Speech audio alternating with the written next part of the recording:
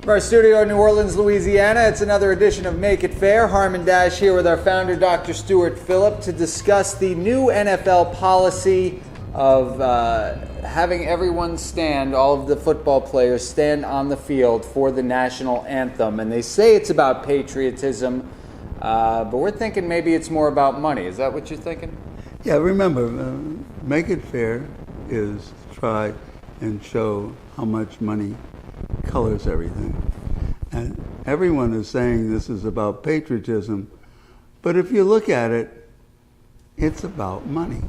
Well, the playing of the national anthem with all the players on the stage and on the field and wanting them to stand at attention, as far as the overall history of football, that's kind of a rather new development, isn't it? That's right. If you take out your cell phone and Google it, you'll find that it didn't start until 2009. So why then? What made it become the spectacle that now we're expecting to see? It seems as though the Department of Defense wanted to use the National Football League to advertise to get people to fight. And they figured that that was a good place to do it. And they started to pay the teams in the National Football League to have military parades at the beginning of each game. Now, this was on a team-by-team basis, and how much exactly the Saints got, we don't know. Not determined, but and it doesn't seem like a lot. Evidently, they didn't think we were that important. So some teams got more money than others. Right. But it was a recruitment tool masquerading as pure patriotism. It was a recruitment tool, and it was paid for, correct. It was not a spontaneous demonstration of patriotism. So do we happen to know, I think our producer got some numbers on how much money the DOD spent to institute that program. You have that for us, Tracy? $53 million. $53 million spread around the NFL specifically to do a display that looks like patriotism, but it was all about money. That's right. Now, of course, we don't necessarily have the military parades coming through every game, so it seems the holdover is now the teams come out and they're supposed to stand at attention out of respect to our national anthem and our flag. And again, the teams coming on the field before the national anthem is new.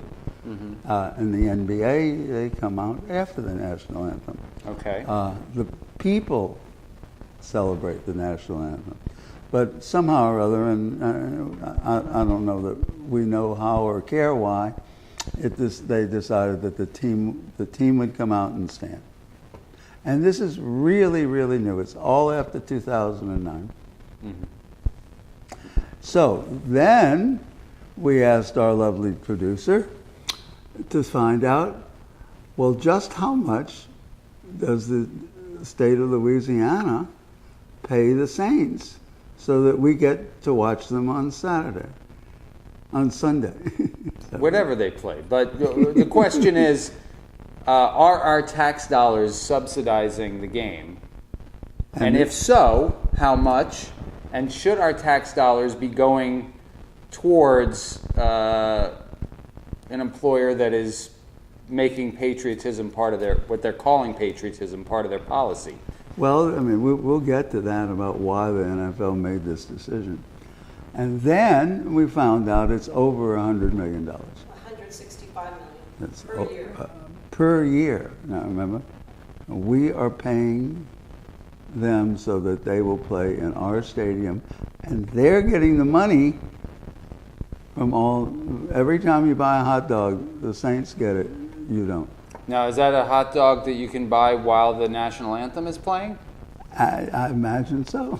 I just want to ask because, if it's about patriotism and we want the players all to stand and say that's the only way they show respect, well, shouldn't all the fans be standing and shouldn't the concession stands be closed during that moment? If you were internally consistent, that would certainly be the case. Okay. But we're not internally consistent, and that's what we want to show you. Well, so the point is, we want to make the point that maybe this isn't about patriotism. It's about something else. It's about money, and it's also about our tax dollars going into this scenario as well. That's what we want to show you. And on top of it, it doesn't hurt to whip up a little enthusiasm for one party or another. Okay. So go ahead. And so remember, Whip away. We live in a city that when we were decimated by one of the great national disasters of the United States, we rebuilt our Superdome before we rebuilt our schools or our libraries. So it's really hard to say that we're not into sports. Now, personally, I love sports, but I love schools and libraries more. And if it had been up to me, I would have done the schools first and the libraries second, and the Superdome third, and I think all of them needed to be done.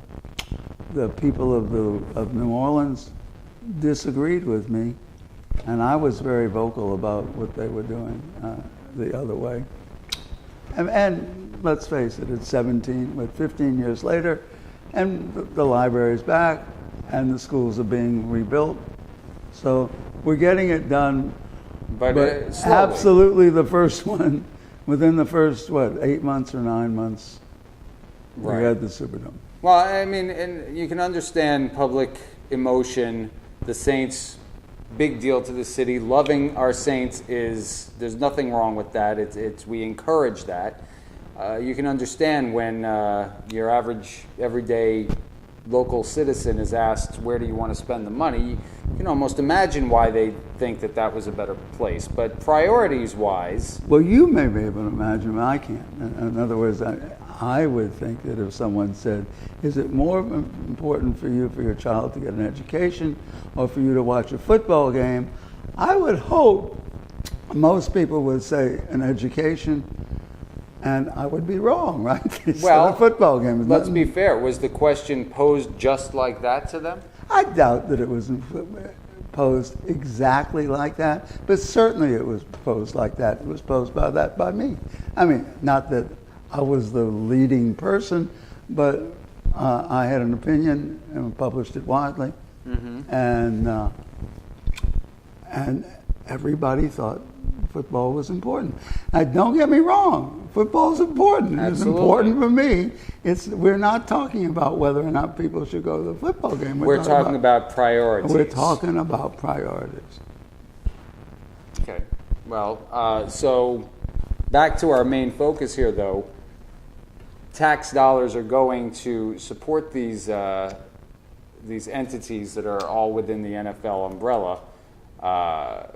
Is there a problem with our tax dollars funding a policy where forced patriotism is set across the board? Well, I don't know if there's a constitutional problem, but there's an emotional problem.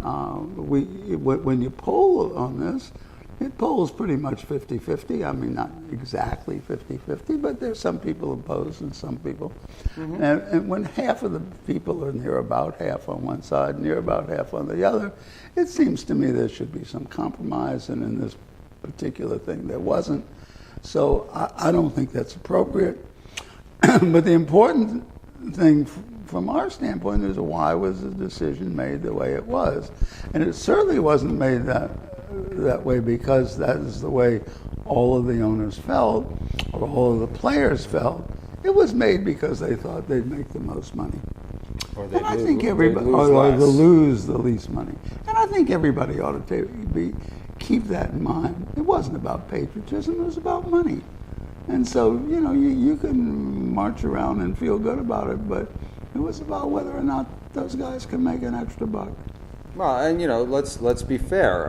As an employer, they have the right to mandate a policy. This isn't a First Amendment violation until somebody gets arrested for kneeling during the anthem. Sure, that has not happened. Yeah, and if you don't like the football, you can go watch basketball or baseball, and that's the strength of the United States. But the point is, if this isn't about if this is about money and not actually about patriotism, but tax dollars are going to support these entities, I mean, that's an issue, isn't it? And then we all ought to be able to have a voice in it.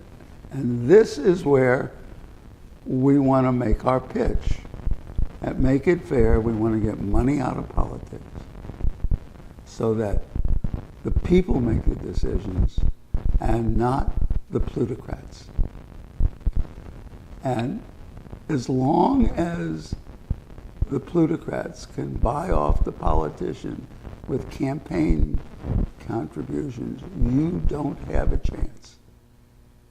So if you get behind the Anti-Corruption Act and you write to your legislature, then you have a chance to tell the people whether you want to pay off the saints or not. Some of you will and some of you won't, and I think that's healthy and fine. I don't even think I want to get in the argument about which way to go, because I would lose friends one way or the other. But we should have the right to do that and not the rich people. Well, I'm glad you brought up the American Anti-Corruption Act because, if you do believe that money is corrosive in our politics and in our everyday lives, and you would like your voice not to be drowned out by the moneyed interest, check out the American Anti-Corruption Act. You can read it in its entirety up on our website, makeitfair.us, and you can also sign your name to the growing list of millions of Americans who would like to see democracy return to its rightful definition, where it's not about money, it's about one person, one vote. So go check that out at our website. Also share this video, and after you subscribe to our YouTube channel, we also encourage you to like us on Facebook and follow us on Twitter. For Make It Fair, my name is Harmon Dash with Dr. Stuart Phillips. Thank you for watching. And remember, if you like it, share it.